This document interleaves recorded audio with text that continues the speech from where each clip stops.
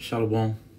I want to give all praise, glory, and honor to Yahweh, Bahasham, Yahweh Shai, Bahasham, Rakah Kodash.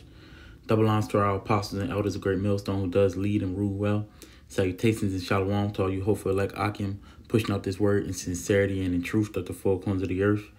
And sincere shalom also to all you Akim and Aqua for listening and learning, preparing yourselves here in these last days. The entire household of faith, fighting this good fight of faith, I want to say shalom. This is your brother Quar from the DC camp. Come back at you with another lesson. And I'm going to title this one, As the Squeeze Continues, These Types of Crimes Will Increase. All right, and as you can see, you know, we here in the DMV. You know, I'm in the middle of DC and Baltimore. So I see a lot of this news coming to pass, and this one kind of sparked a lesson. You know, it says a man murdered for less than $500, so suspect could pay past due rent. Drove victim's body to Pennsylvania. All right. And I'm not going to get all into the, you know, the names and things. But I wanted to read this, you know. It says he was charged with criminal homicide, robbery, theft, carrying a firearm without a license, and possession of a weapon. All right. And dude just dropped his body alongside of the road, man. You know, multiple gunshot wounds. I want to read this part. It says the subsequent investigation consisted of multiple steps, including DNA evidence, surveillance footage, interviews, search warrants, and cell phone data that allegedly proved to police that Harmon was struggling financially and and being aware of the large amount of cash Vasquez-Ruiz possessed, drove him to Pennsylvania at the time of the killing. DNA tests also reportedly revealed the presence of the victim's blood on Harmon's boots. Further investigations demonstrated Harmon and the victim remained together until 2:14 a.m. when Harmon's phone location showed him turning around and traveling south while the victim's phone remained at the scene of the crime. All right.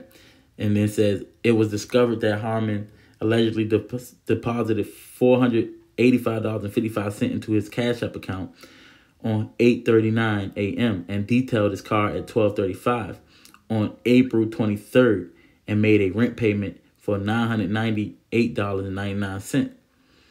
You know, right then and there. And he was receiving text messages, it says, from his complex indicating he hadn't paid his rent since November the 2nd, you know? And so this is what's going to happen as this economy gets worse and worse. Now, when I say the squeeze, or the squeeze of citizens, you know, that generally means or can refer to economic or financial pressure that people going to have to experience, man. You know, the general population, you know, in a situation where people's facing hardship, you know, increased prices, inflation, unemployment, poverty, you know, or other financial burdens. That's what the squeeze means, man. Being constricted or pressed. You know, oppressed. So this is what happens when people have to endure different economic challenges, man. You know, this is why it's going to get even a lot worse during Jacob's trouble, man. That's why the scriptures say this. It's going to be my first scripture. 2nd Esdras 14:16, it says, "For yet greater evils than those which thou hast seen happen shall be done hereafter." Which means what? That in the future, it's going to be even greater difficulties, man, and challenges than those that we seeing now. And it's already getting more and more heinous, man. You know? So it's going to be a continuation of these hardships and trials, man. And you're going to need a lot of faith, you know, and perseverance. You're going to have to rely on the Lord, man. And that's what these other camps is not preparing you for. Anybody that sit up here and say there's not going to be a Jacob's trouble, you know, if they not sure what the hour of temptation is, they're not preparing you for the times to come. Okay? And these are stats that these devils know about. This is what is it? Order Ab KO, man. Now, this is just another article on that, you know. But just showing you the nature of the crime, man. You see? But look, that's like I said, they know about this stuff, man. Look, this is January 28th, 2022. It says, this is UC Davis Health. It says unemployment associated with increase in violence early in COVID-19 pandemic. All right, and again, this is just fair use. Not using this this is just educational purposes only. You know, not using this for any financial gain. You know, it's just a reference. All right, it says study of 16 cities, U.S. cities, shows historic level of job losses associated with an increase in firearm violence and homicide. All right, so you look this up and they're going to sit up here and try to tell you that there's no correlation. There's no concrete correlation between violence of violent crimes and economic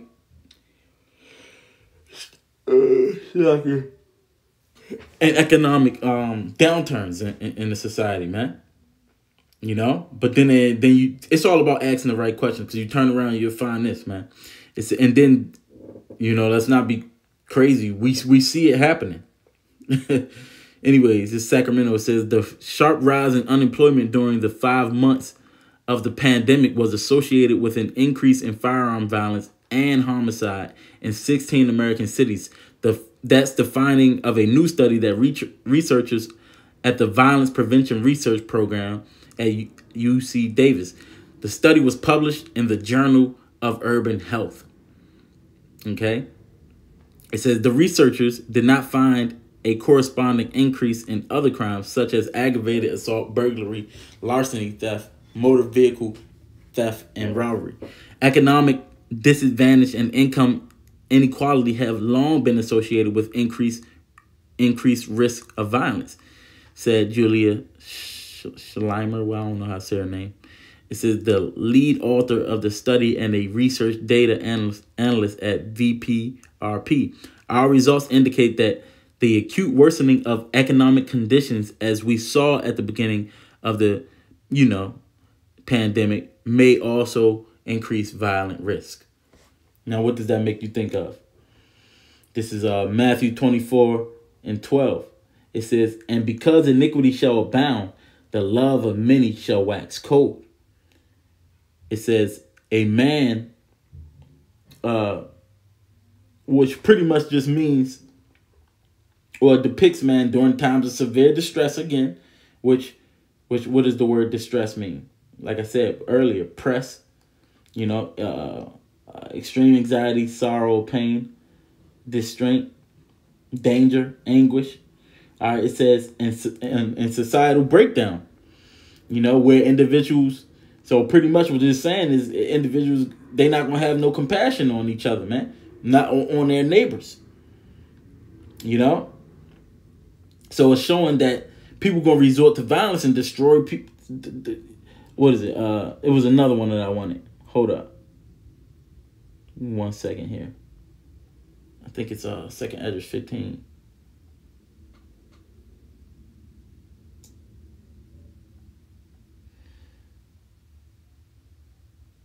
But let me read that one again. Matthew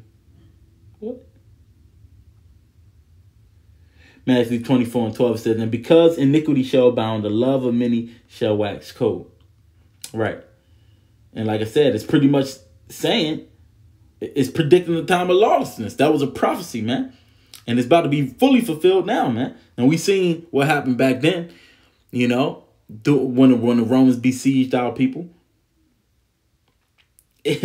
These things happen, man. In fact, you go, well, I'm going to get that. I'm going to finish this off first, and then I'm going to get it, But Many people, it's going to be straight lawlessness, man. Many people they love and compassion going to grow cold, man. Which what? It's a decline in moral value and empathy. Because it's what?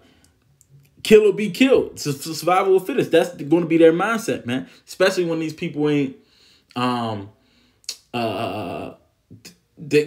not covered by the spirit. They're not being led by the spirit, man. They're being led by the flesh, which is going to ultimately lead to death, man. And that's going to happen to a lot of these people. You see? So let me get the other one. This is 2 Esdras 15 verse 19. It says a man shall have no pity upon his neighbor, but shall destroy their houses with the sword and spoil their goods because of what? Because of the lack of bread and great tribulation. So the lack of bread and great tribulation is going to cause people to what? Man, they're going to break into others' houses. Their neighborhood, the ones they was once friendly with, you know, whether that be their brother, it's going to be straight betrayal. You know, that's going to be a time where the society is going to break down, which this is what they want. And you know who that they are, you know. But guess what's going to happen? That's where people going to stop having compassion for each other, man. They're going to resort to violence, destroy homes and properties of others, stealing their possessions due to the what? The scarcity of bread. And the tribulation is just continuing, man. Everybody thought it was over, you know, when it's no longer a pandemic. Well, that wasn't even the main thing, man. When they really try to usher in what they trying to usher in, you're gonna continue to feel it. And this is why we talk about the hour of temptation. We talk about Jacob's trouble. Because guess what? The poor going to feel it the worst. You know? But then when they really implement that you either going to take this or you're not going to be able to participate in society, then people going to feel it, man. You know? Hey, but that's the times that we coming into, man. But we seeing it in real time. We seeing it increase, heighten, and we letting you know about it, man. But this is what happens when the wicked is in authority. You know? Psalm 12 and 8 says, the wicked walk on every side when the vilest men are exalted, man. The earth is about to be in mourning. And this is all, you know, you can find some of this stuff in the curses, man. You know, this is Deuteronomy 28, verse 53. It says, and thou shalt eat the fruit of thine own body. Matter of fact, let me get this one first. It was another one in Esdras. Yes, this is 2 Esdras 16, verse 18. It says, the beginning of sorrows and great mournings, the beginning of famine and great death. Remember, I said greater evil shall be, the scripture said. You know, than that which we see now. The beginning of famine and great death, the beginning of wars, and the power shall stand in fear. The beginning of evils. What shall I do when these evils shall come? Behold, famine and plague, tribulation and anguish are sent as scourges for amendment. And so these different things is coming, man. It said, and the power is going to stand in fear. The people are not going to regard their leaders, man. You know? They're not going to regard these people. Because now it's going to come down to, they're going to think that it's either they're going to do this or they're going to die. You know? So the times we coming in, man, you got to be spiritually strong, man. Yeah.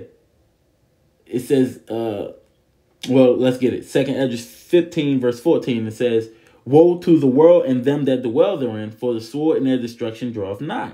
And one people shall stand up and fight against another, and swords in their hand. That's what's going to happen.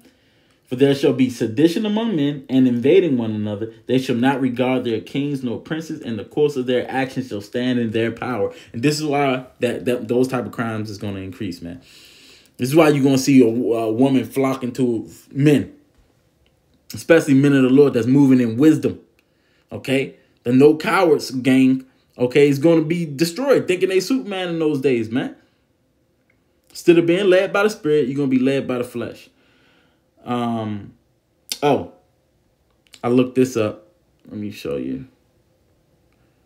I got this little AI app, right? I asked it, what type of crime, I meant to say, what types of crime increase when the squeeze is being put on citizens to the point of desperation and poverty? All right, and it spits back out.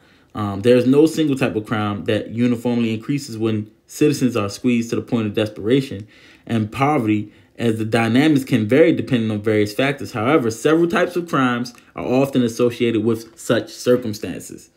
Poverty crimes. All right. Economic hardship can lead to an increase in poverty crimes like theft, burglary, and robbery. You see what we just read? And we know the grinders is going to cease, man. This is all a part of it. A lot of people are going to be getting let go from their jobs. It says desperate individuals may resort to stealing in order to meet basic needs or obtain valuable items they can sell. And you see what happened to the dude, the example that we started with, man. And it may seem small, $500, but a lot of people, they don't have that. You got to think about it. And I'm not justifying it. But someone that ain't being led by the Spirit, all right? They probably got a house to, getting pressure put on them by their wife to take care of the house and the kids. Come on now. It says, too, financial crimes. In times of desperation, people may engage in fraud, embezzlement, or other financial crimes to secure money or resources they believe they need. They don't care about what you earn. And this is happening more and more. And guess what? The powers that be is allowing it because guess what? They want that to usher in their new monetary system. Now, I know two people. One person had $5K stolen. Another one got their whole account wiped out, man. Recently. And these things are going to be on the up and up so that what? You're going to want to take what they got to give you. The solution. All right? Anybody that don't understand this system that's being implemented and they keep questioning what the MOTB is, the Lord is not dealing with them. Their eyes is open. All right. 3 says drug-related crimes, poverty, and desperation can create an environment where drug-related crimes flourish as people seek means to escape or cope with their circumstances. Drug trafficking, substance abuse, and related crimes may increase. Now, we already know what happens in those neighborhoods. All right. When the people that's dealing it, they're going to be they're going to do crime to maintain their power, and the ones using the drugs is going to do anything to continue to take the drugs, man. It's crazy.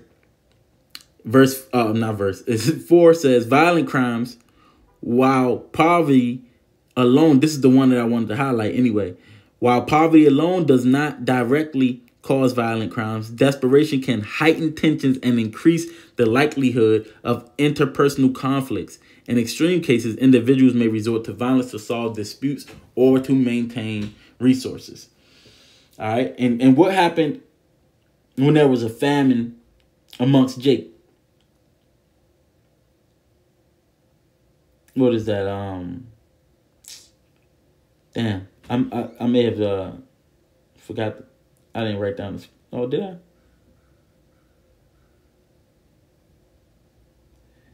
Yeah, 2 Kings, because it was doing that split. Well, I'm talking about Solomon. He did the split. 6. Yeah, this is 2 Kings 6:24. See, our people have done this stuff before, man. It says the siege of Samaria, cannibalism. That's what the what is it, like the subtitle is. It says, and it came to pass after this that Ben-Hadad, king of Syria, gathered all his hosts and went up and besieged Samaria. And there was a great famine What is this we read earlier? These are all the things that's going to come, man. Lack of bread. In Samaria, and beheld, they besieged it until an ass's head was sold for 80 pieces of silver, and the fourth part of a calves of doves dung for 5 pieces of silver. So here it is. That's inflation to its highest.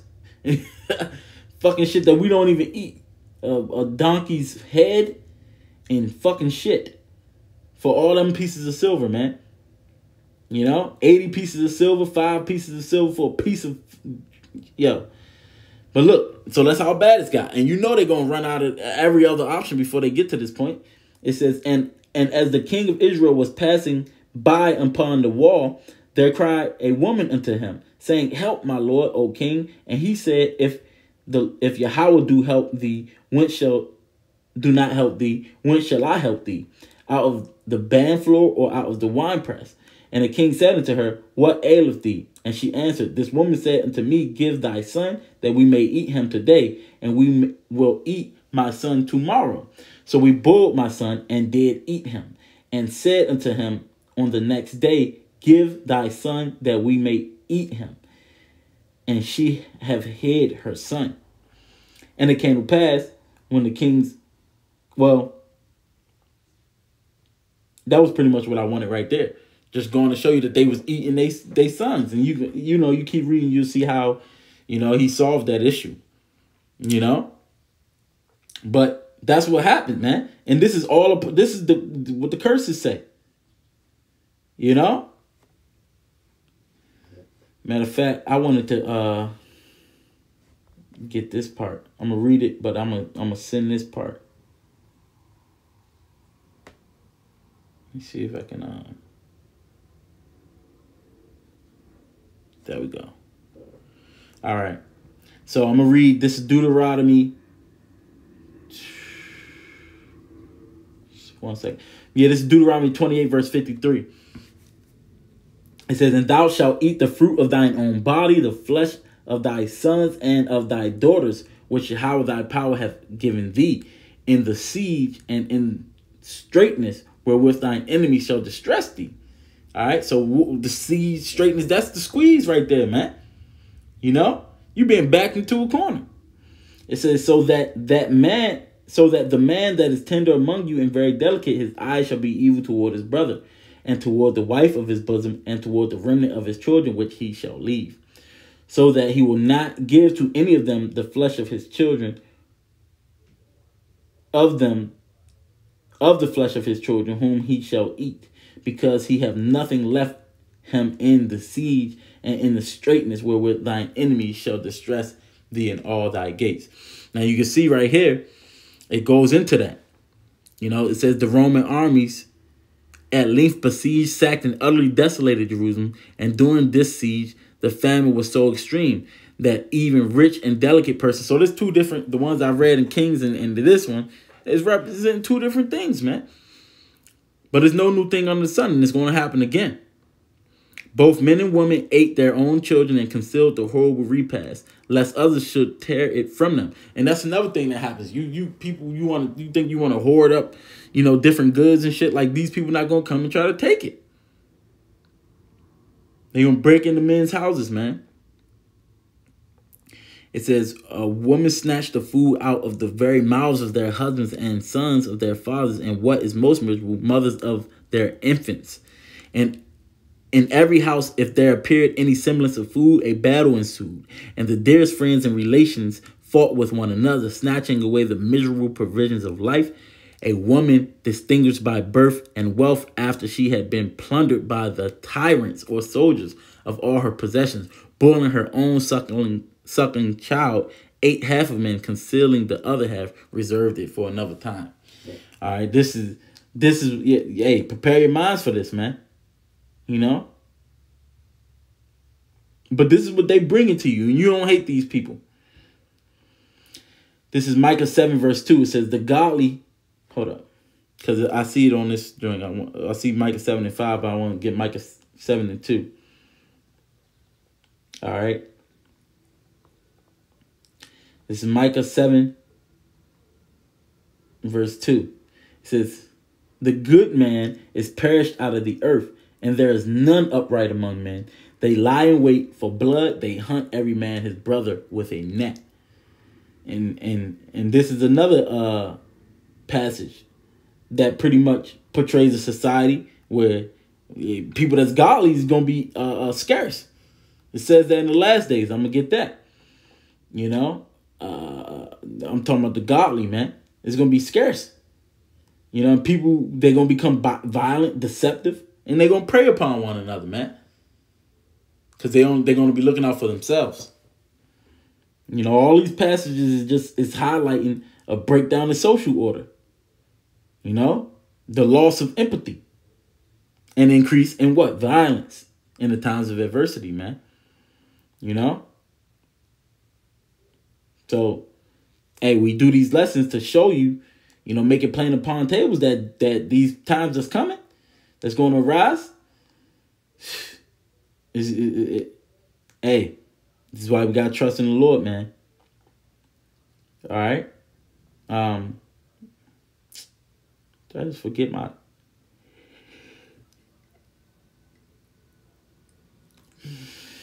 kind of forgot where I was. Oh, let me keep going.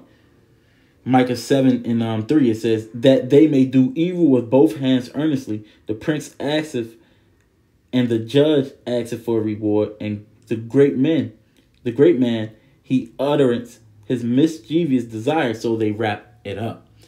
The best of them is as a briar, the most upright is sharper than a thorn hedge. The day of thy watchman and the day in thy visitation cometh now shall be their perplexity.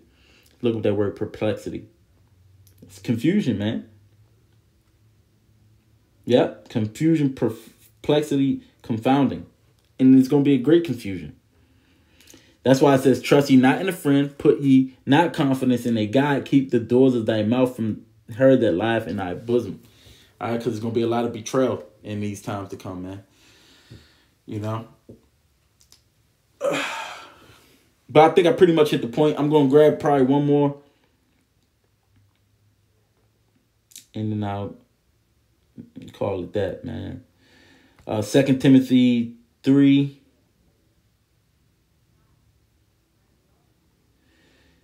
In verse 5. And it says difficult times will come. It says... let me see if I want... I'm going to start at the top. Verse 1. This know also that in the last days perilous times shall come. Men shall be lovers of their own selves, covetous, boasters, proud, blasphemers, disobedient to parents, unthankful, unholy, without natural affection. You see that? Truce breakers, false accusers, incontinent, fierce, despisers of those that are good.